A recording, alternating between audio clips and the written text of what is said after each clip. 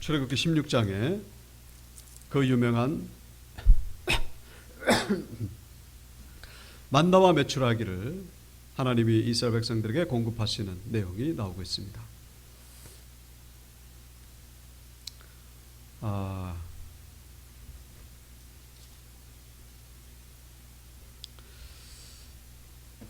1절에 보시면은 이스라엘 자손의 온 회중이 엘림에서 떠나 엘림과 시내산 사이에 있는 신광야에 이르니 애굽에서 나온 후 둘째 달 15일이라 라고 말씀하고 있죠.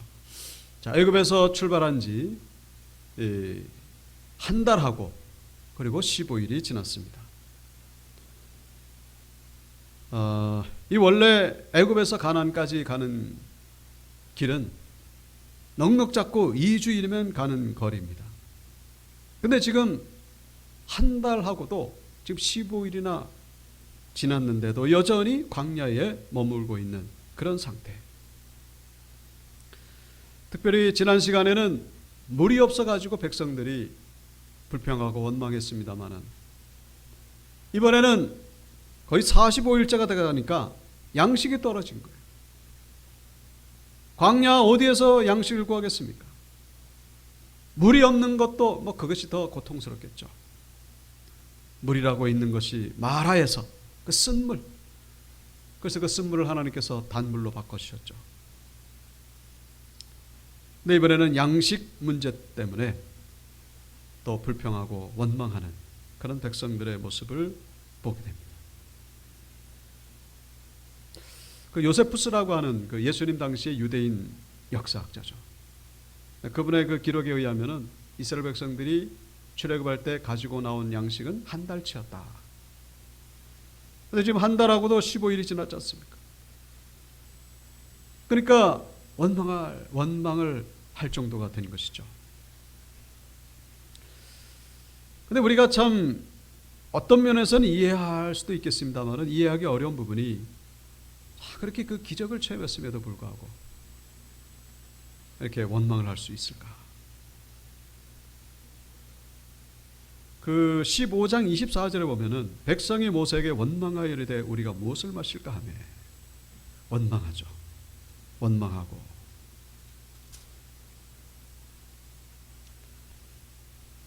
또 그 14장에 보시면은 홍해 바다 건너기 전에 또 이스라엘 백성들이 14절에 보면은 죽을 데가 없어가지고 이 광야에서 죽게 하느냐 그러면서 모세와 또 아론을 또 원망하는 그런 모습, 원망과 불평이 계속 이어지는 그런 모습을 우리에게 보여주고 있습니다. 홍해 때문에 원망하고 물 때문에 원망하고 양식 때문에 원망하고 이 광야는 원망하는 장소죠. 불평하는 장소고. 그래서 그 2주일이면 갈 수 있는 그 거리를 그래도 쉬운 여정을 놔두고 왜 이렇게 하나님은 광야로 인도하셨을까?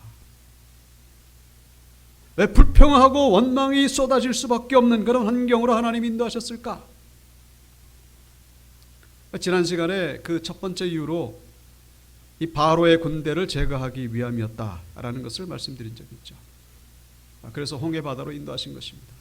안 그러면 언젠가는 바로의 군대가 쫓아와서 이스라엘 백성들 아주 치명적으로 그렇게 재앙을 일으킬 수 있기 때문에 그래서 바로의 군대를 없애기 위해서 일부러 광야, 홍해길로 인도하셨다. 그런데 이보다 더 중요한 목적이 있습니다. 우리가 오늘 본문에서 눈여겨봐야 될 구절이 바로 4절 후반절에 나옵니다. 4절 후반절에 보면은 내 백성이 나가서 이러한 것을 날마다 거둘 것이라 이같이 하여 그들이 내 율법을 준행하나 아니하나 내가 시험하리라. 시험하리라. 내가 이 백성들 시험하기 위하여 테스트하기 위하여 광야로 인도했다. 그런 얘기죠. 자, 이스라엘 백성들 양식 걱정 하나님께서 해결해 주십니다. 뭘로 해결해 주시죠? 오늘 본문에 우리가 읽었습니다마는 만나와 메추라기. 참 그러고 보면은 이 하나님이 우리를 인도하실 때 참 우리의 이 상상을 초월한 바다에 길이 있을 것이라고 누가 상상을 하겠습니까? 아무도 상상을 못합니다. 하나님 우리를 인도하실 때에 그렇게 인도하신다는 사실. 가장 안전한 길이죠. 일거양득. 바로의 군대도 없애고, 그리고 하나님의 놀라운 능력도 경험하고, 그리고 이 만나와 메추라기 얼마나 먹었다고 오늘 본문에 나오냐면은, 여기 그 16장 35절 마지막 절에 보면은 40년 동안 만나를 먹었다고 그렇게 기록되어 있죠. 40년 동안. 만나가 어디서 내려오죠? 하늘에서 내려오죠. 하늘에 40년어치 그 200만 명이 먹을 만한 양식이 하늘에 있었다는 것을 누가 상상했겠어요? 그걸 아무도 상상 못해요. 그걸 고기가 먹고 싶다 그러니까 하나님께서 메추라기를 날려보내시죠. 메추라기를 통해 가지고 이 단백질 공급이 이루어질 것이라고 누가 상상을 하겠습니까? 참 기가 막힌 것이죠. 놀랄 노자입니다. 우리는 물이 없어서 죽을 것이다. 이 반석을 쳐가지고 물이 나오게 하시고, 만나와 메추라기로 먹이시고, 홍해 바다를 갈라서 길을 내시고, 길이 없어 우리는 죽을 것이다. 양식이 없어 우리는 죽을 것이다. 물이 없어서 우리는 죽을 것이다. 그것은 인간적인 두려움에 불과한 것이고, 하나님을 믿는 자에게는 길이 열리게 된다는 것을 본문은 말씀해 주고 있습니다. 그 구름 기둥, 불 기둥 따라가는 거예요. 광야는 우리가 알아서 가는 것이 아닙니다. 하나님이 인도하시는 대로 가는 거예요. 가다 보면은 역사가 일어나게 되는 것이죠. 그런데 이 광야의 중요한 목적은 뭡니까? 하나님이 시험하시기 위하여, 다른 말로 훈련이라고 할 수 있겠죠. 훈련. 그래서 여기 4절의 후반절에 내 율법을 준행하나 아니하나 내가 시험하리라. 율법을 지키는 백성들이 되게 하기 위하여 하나님이 광야로 인도하셨다라는 것입니다. 율법. 이 성경에 본문에 나오는 율법이 두 번째로 나오는 율법입니다. 첫 번째는 그 6월절 그 13장에 그 말씀하시면서 율법이라는 단어가 나오고, 이 16장에 이제 딱 두 번째로 율법이 나옵니다. 그러니까 율법을 지키는 백성들이 되게 하기 위해서. 홍해바다 건너기 전에는요, 6월절 사건이 있기 전에는 율법과는 상관이 없는 백성들이에요. 근데 어떻게 보면 율법은 참 거추장스럽고 번거롭죠. 할 것도 많고 하지 말아야 될 것도 많고, 얼마나 불편하고 얼마나 참 거추장스럽기까지 하지. 그전에는 내 멋대로 살았어요. 내 마음대로 살았어요. 아주 그냥 뭐 자유롭게 하고 싶은 대로, 먹고 싶은 대로, 자고 싶은 대로, 뭐 걸릴 게 없죠. 이스라엘 백성들이 애굽에서 살 때는 그렇게 살았어요. 뭐 단 한 가지 있는 율법이라고 하면 뭐 우상을 섬기지 말라, 뭐 그런 게 암묵적으로 있을 수도 있겠죠. 근데 그것도 제대로 지켰는지도 잘 몰라요. 그런데 이 홍해바다를 건너고 나서부터, 홍해바다를 건너고 나서부터 이 이스라엘 백성들에게 하나님의 놀라운 역사도 임하지만은 율법도 임하기 시작했다라는 사실.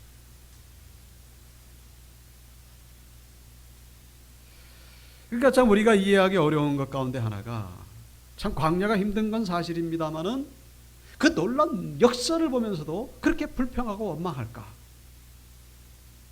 근데 사실 그것은 이스라엘 백성들만의 문제가 아니라 우리의 문제라는 사실을 잊지 말아야 된다는 것이죠. 우리가 홍해바다의 기적을 경험하고 만나와 메추라기 기적을 경험하면요, 그냥 뭐 우리의 날마다 은혜가 충만할 것 같죠? 날마다 기쁨과 평강이 충만할 것 같죠? 천만의 말씀이라는 거예요. 여러분, 기적을 통해서 우리가 은혜 받고 감동받는 건 맞아요. 그러나 그것이 얼마 못 간다라는 사실.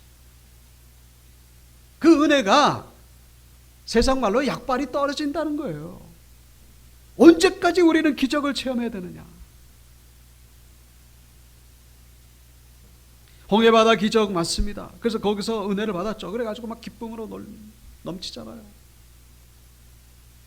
근데 하나님은 그 다음 단계를 예비하셨는데 그것이 바로 율법을 지키는 백성들로 훈련시키는 계획을 하나님이 가지고 계셨다는 사실.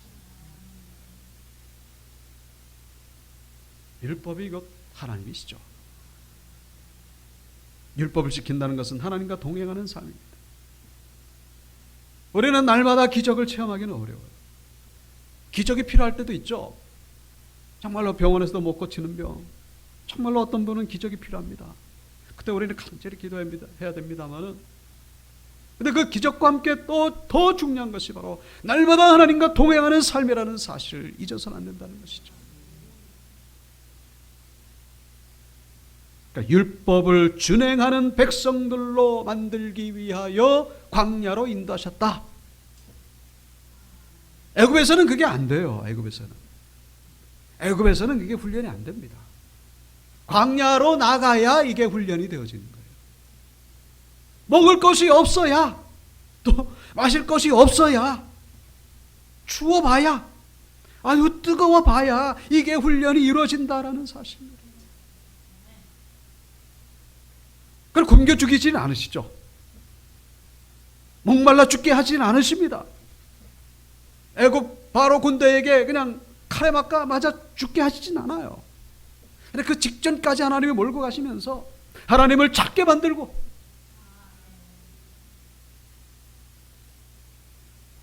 우리가 시험 당할 즈음에 또한 하나님께서 피할 길을 내신다라고 말씀하신 것처럼 숨이 깔딱깔딱 넘어가기 직전에 하나님은 우리에게 피할 길을 내신다는 것이죠. 아주 아슬아슬하게 하나님 우리를 인도하십니다. 왜요? 그것이 바로, 그래야 우리는 하나님을 만날 수가 있고 하나님을 찾을 수가 있고 하나님과 동행하는 삶이 될 수가 있기 때문에, 이 만나와 메추라기는 결국 이 훈련을 위한 도구에 불과한 거예요. 저 가나안 땅에 가면요, 거기는 잡각구리 이르는 땅, 먹을 것도 많고, 칠 때 소산물도 있고, 굶주려 죽지 않아요. 그런데 이 만나와 메추라기를 통해서 광야에서 공급하시는 이유는 바로 이 율법을 지키는 백성들로 삼기 위해서. 율법을 지킨다는 것은 참 번거롭죠. 그래서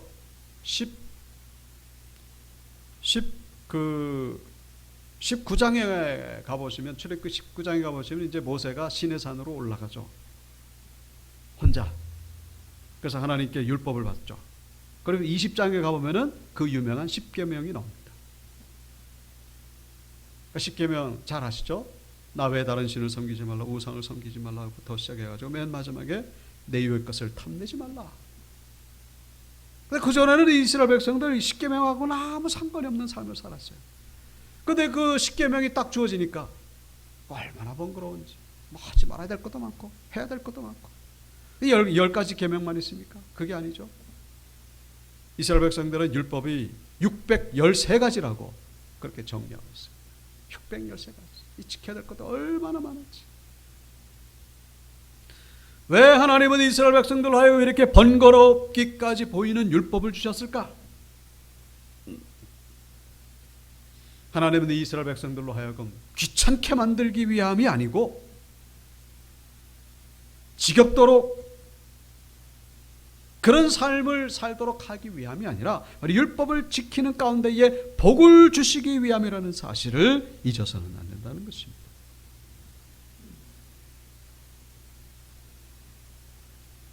여기 슬라이드죠. 네.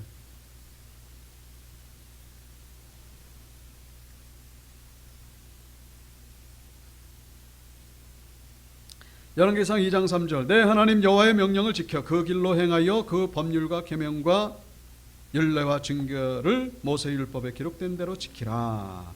그리하면 내가 무엇을 하든지 어디로 가든지 형통할지라. 율법을 지키면 형통하게 된다는 거예요. 형통한 삶을 살도록 하기 위하여 하나님이 율법을 주신 것이죠.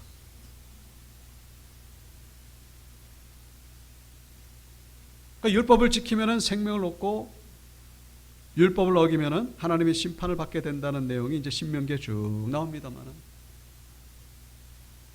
근데 이방 백성들은 뭐 율법을 안 지켜도 잘 먹고 잘 살잖아요. 그런 경우가 많거든요.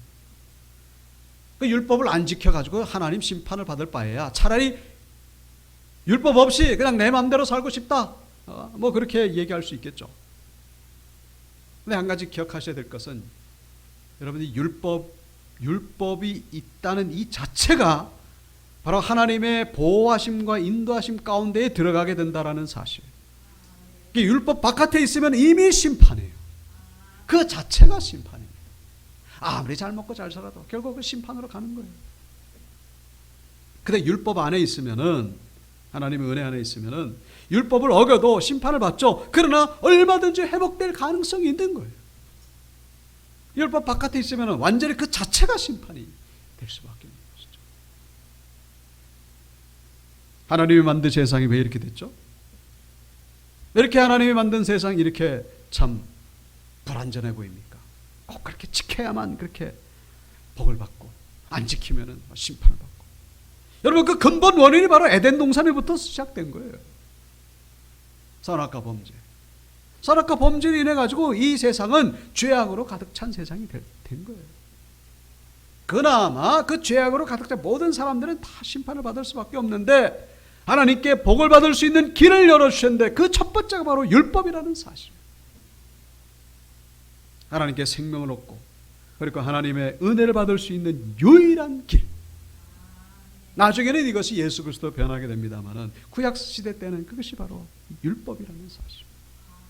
지키면 복을 받고, 지키지 않으면 심판을 받습니다만은, 그러나 회개하면 얼마든지 회복될 수 있는 길. 율법은 하나님과 계약을 맺는 것이죠. 이거 해라, 그러면 내가 복을 줄게. 그 계약을 맺는 거예요. 계약을 맺었다는 이 자체가 바로 복이요 은혜라는 사실. 그러니까 계약이라고 하는 것은 쌍방간의 이익을 위함이죠. 우리 교회도 이 건물주하고 이제 계약을 맺었잖아요.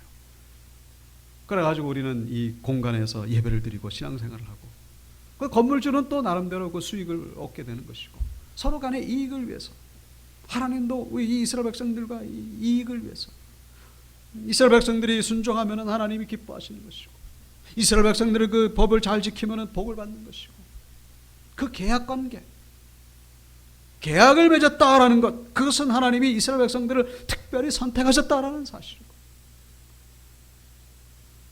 그 자체만으로도 복이요 은혜라는 사실. 바로 이 언약 백성, 계약 백성, 말씀 안에 거하는 백성으로 삼기 위하여 광야로 인도하셨다라는 사실. 여러분, 홍해바다는 구원이죠. 그런데 구원받는 것으로 끝나는 게 아닙니다. 홍해바다 다음에는 광야가 기다리고 있어요. 근데 광야는 우리를 죽이시는 곳이 아니고 뭐예요? 하나님이 기뻐하시는 사람으로 변화받는 곳, 그것이 바로 광야라는 사실. 우리가 구원받았잖아요. 예수 믿고 나서. 물론 세상 사람들도 고난이 있습니다만은, 그분들이 받는 고난과 우리 신앙인들이 받는 고난은요, 그 의미가 다르다라는 사실. 우리 고난 속에서도 하나님 우리에게 만나와 메추라의 길을 먹이십니다. 특별히 이 만나는요, 일용할 만나예요. 이틀치 만나도 아니에요. 일주일치도 아니고 그냥 하루 먹을 만나. 참 감질나게 하나님이 주시죠. 참 1년치 그냥 풍성하게 주면 얼마나 좋겠습니까? 교만에 빠질까 봐. 하나님은 우리를 구원하시고 난 다음에 그것으로 그친 것이 아니라 하나님의 거룩한 백성으로 삼아가시는 과정으로 우리를 인도하고 계신다라는 사실 잊어서는 안 된다는 것이죠. 그래서 우리는 살면서 고난을 당할 때가 있어요. 질병도 있고, 경제적인 문제도 있고, 자녀의 문제도 있고. 예수 믿었는데 왜 저 예수 안 믿는 사람하고 왜 다를 바가 없나? 그렇게 어떻게 우리는 원망하고 불평할 수 있겠습니까? 본문에 나오는 이 광야에 있는 이스라엘 백성들과 같다라는 사실, 거기는 하나님의 목적이 있는 거예요. 하나님의 계획이 있는 것이죠. 더욱더 하나님을 간절하게 의지하도록 하고, 그게 아니면 하나님을 의지하지 않기 때문에, 이 간절함이 없고 어려움이 없고 고난이 없으면요, 하나님 떠나갑니다. 왜? 인간의 타락한 본능이에요. 자동적으로 그렇게 됩니다. 1년치씩 그냥 한꺼번에 풍성풍성 주면요, 하나님 떠나가는 거예요.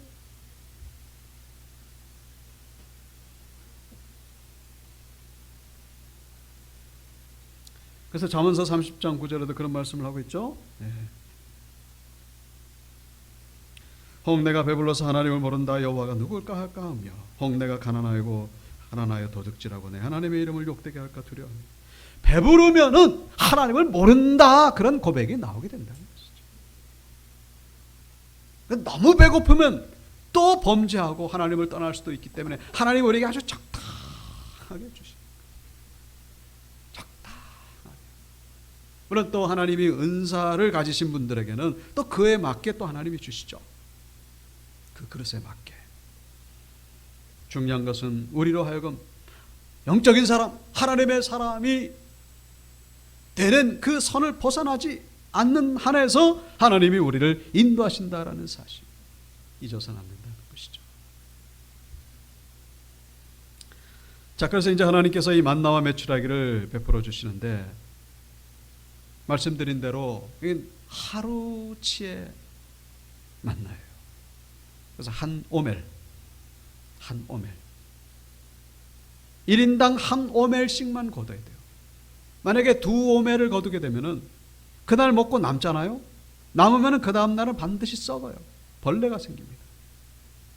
그래서 평일에는 반드시 한 오멜만 거둬라.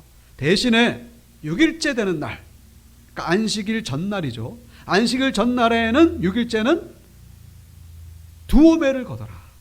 이틀치를 거둬라. 왜냐하면 안식일에는 만나가 안 내리니까. 그러니까 만나가 안 내리니까 만나를 주우러 갈 필요가 없는 거예요. 그래서 6일째는 그냥 이틀치를 그냥 거두라고 그렇게 하나님 말씀하셨는데, 이거를 이제 이 백성들이 잘 안 지키죠.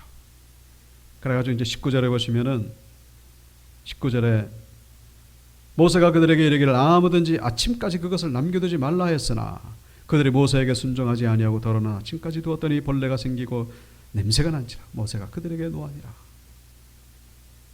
그러니까 내일은 또 안 내릴까 봐 어떤 그런 걱정을 해서 많이 모았던 것 같습니다. 한 오멜 더 이상.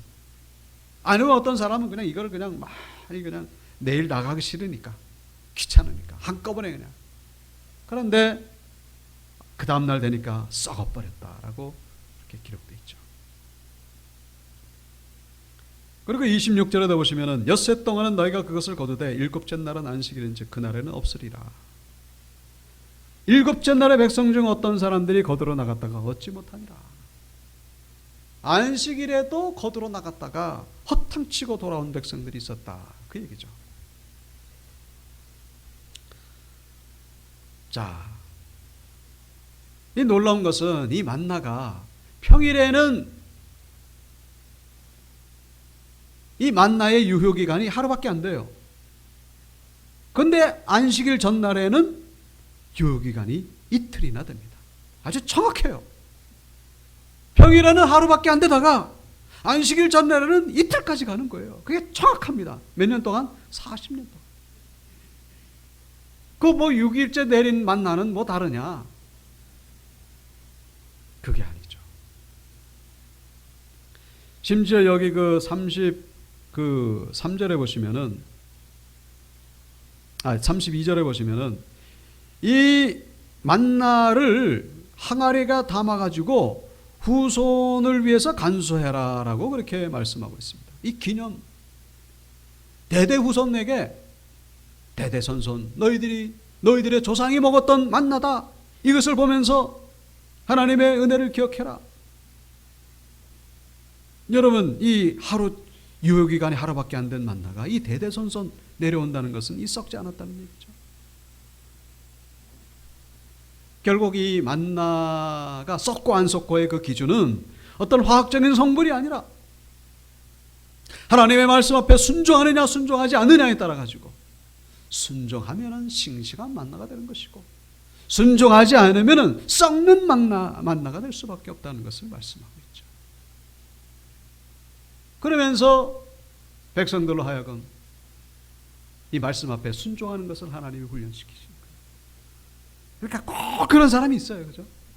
하라는 대로 하죠. 꼭 그런 사람이 있습니다. 이상한 사람이 있어요. 우리 온육교회는 그런 분들이 하나도 없는데 꼭 하라는 대로 안 하고 꼭 이상한 길로 빠지는 그런 분들이 있습니다. 근데 이제 각자도 그럴 때가 가끔씩 있죠. 하나님 말씀대로 이제 살기가 어려운 그런 때가 있습니다.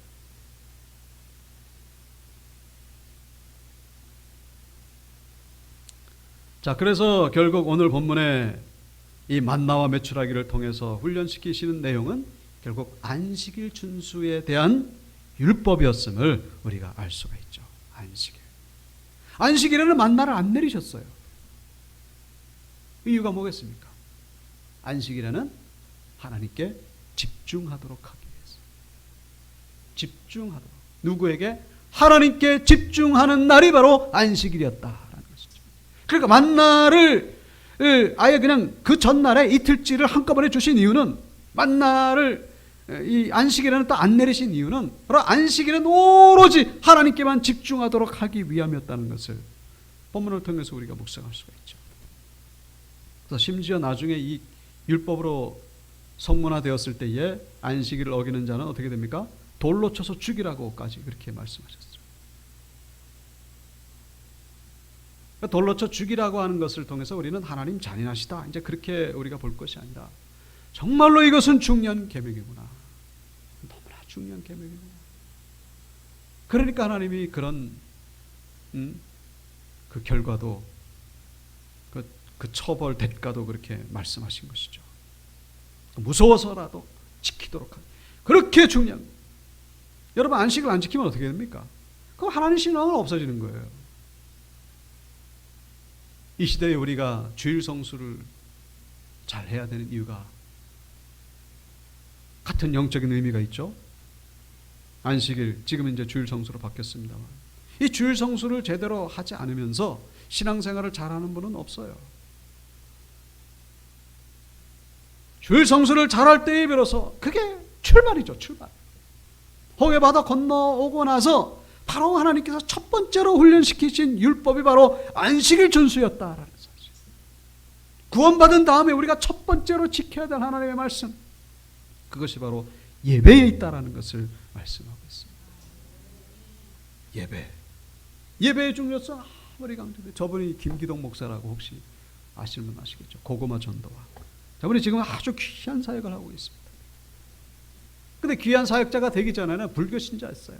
아내 되시는 분이 교회 나가는 거 비웃고 막 핍박하고 막 그랬는데 결정적으로 바뀌게 된 사건이 바로 이 주일 성수 어기다가 죽을 뻔했죠. 아내 되는 분이 맨날 주일마다 이렇게 교회 가니까 거짓말로 일찍 일부 예배 드리고 그 다음에 저기 속초로 가자고. 그러니까 아내 되는 분이 자기 남편이 교회 온다고 하니까 그래 그러자고. 그래서 이제 자가용 타고 이제 교회를 갈 줄 알았는데 교회를 안 가고 일부 예배 안 드리고 아침 일찍 그냥 속초로 그냥 가는 거예요. 빨리 차를 돌리라고 아내 되시는 분이 차를 빨리 돌리라고 이 고속도로 탔죠. 근데 이분이 예수가 밥 먹여주냐 그러면서 당신 예수하고 같이 살아라고. 예수가 뭐 떡이냐 떡을 주냐 밥을 주냐 하나님 있으면 나와보라 그래 막 그러면서. 근데 그 말을 하고 나서 5분 뒤에 정면 충돌을 하죠. 그러니까 식구들이 완전히 의식을 잃고 혼자 의식을 찾았어요. 근데 아무래도 그때 식구가 3명이 있는데 한 명이 이 세상 사람이 아닐 것 같은 그런 직감입니다. 그때부터 이제 하나님께 기도를 드린 거죠. 하나님 살아계시면 가족들 살려달라고. 근데 나중에 봤더니 이 가족들 다 살았어요. 가장 부상을 많이 당한 분이 바로 본인이었음을 나중에 알게 되고 정신을 잃죠. 그래서 이제 하나님의 은혜로 이제 깨어나서 완전히 변화된 그 주일 성수에 대한 그 중요성을 알려주는 그런 간정이라고 말할 수 있습니다. 얼마나 귀한 사역을 감당하고 있는지 모릅니다. 오련육교 성도님들은 하나님이 기뻐하시는 예배자가 되시기를 주 이름으로 축복합니다. 예배를 잘 지키면 예배가 우리를 지켜준다라는 사실. 유대인들도 그런 얘기 있잖아요. 안식일을 잘 지켰더니 안식일이 유대인을 지켜줬다. 2000년 동안 나라 없이 지내다가 1948년 5월 14일 나라가 세워졌잖아요. 그런 일에는요 역사일이 없습니다. 안식일을 잘 지켰다. 예배를 잘 지키는 가운데. 마지막으로 요한복음 6장 48절 내가 곧 생명의 떡이니라 너희 조상들은 광야에서 만나를 먹었어도 죽었거니와 이는 하늘에서 내려오는 떡이니 사람으로 하여금 먹고 죽지 아니하게 하는 것이니라. 우리가 먹어야 될 만나가 있습니다. 그게 뭡니까? 바로 예수 그리스도 하나님의 말씀이죠. 이스라엘 백성들이 광야에서 만나를 먹은 것처럼 우리도 만나를 먹어야 되는 거예요. 그래야 살 수가 있죠.